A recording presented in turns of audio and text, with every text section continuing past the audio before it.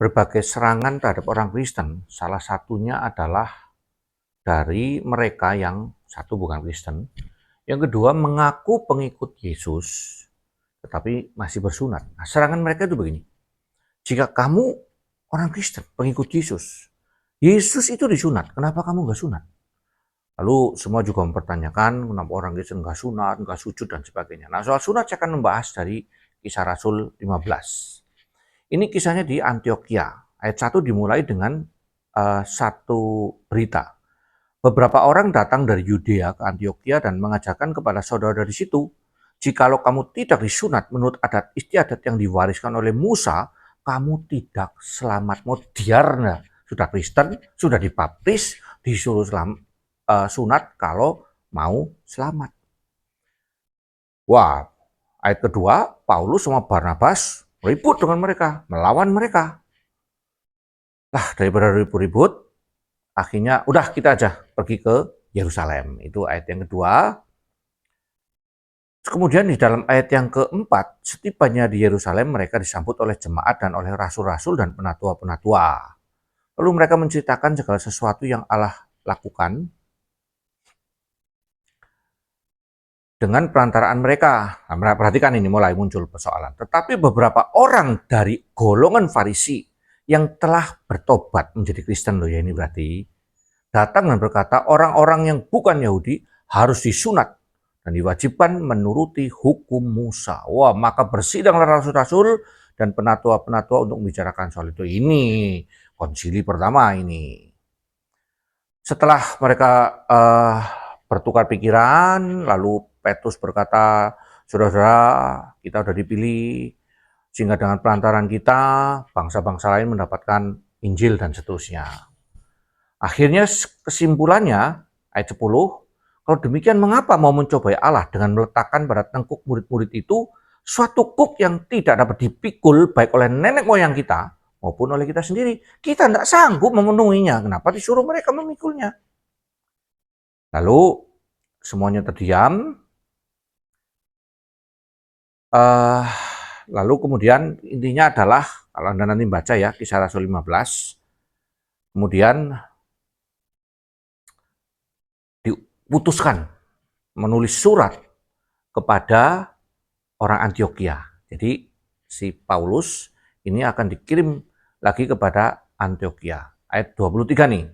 Maka rasul-rasul dan penatua-penatua beserta seluruh jemaat mengambil keputusan untuk memilih dari antara mereka beberapa orang yang akan diutus ke Antioquia bersama dengan Paulus dan Barnabas, yaitu Yudas yang disebut Barsabas dan Silas.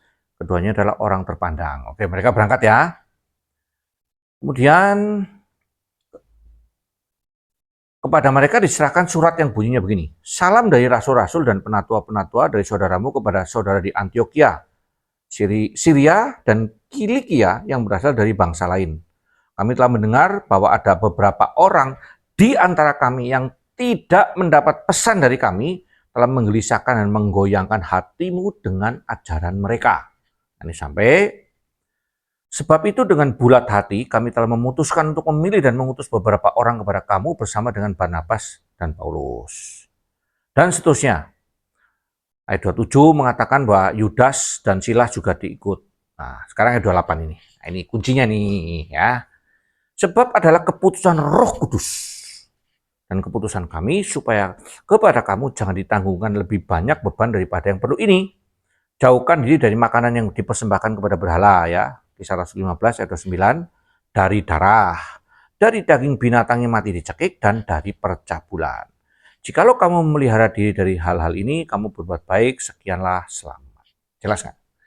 Jadi atas keputusan Roh Kudus, nggak perlu lagi mereka dibebani untuk selamat.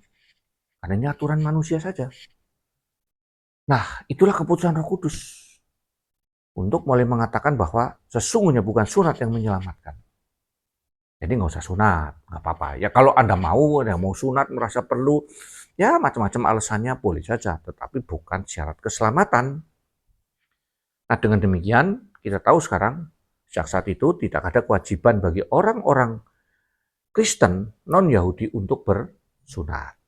Jelas ya, itu adalah keputusan Roh Kudus. Nah, Jadi jangan mau digoyang, dibimbangkan seperti surat dari Petrus dan para rasul itu, jangan mau digelisahkan oleh orang-orang yang tidak diutus. Karena mereka tidak disuruh Roh Kudus. Mereka tidak digerakkan Roh Kudus, digerakkan Roh Wedus. Sehingga mereka menggelisahkan kita. Jelas? Oke, maka mari kita menghidupi iman kita dengan gembira, lupakan itu orang-orang yang IQ-nya 80 kurang.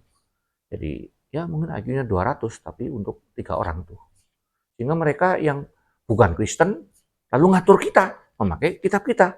Nah, itulah. Jadi nggak usah pusing, biarlah Roh Kudus di dalam kita dan biarkan mereka hidup dengan Roh Kudus.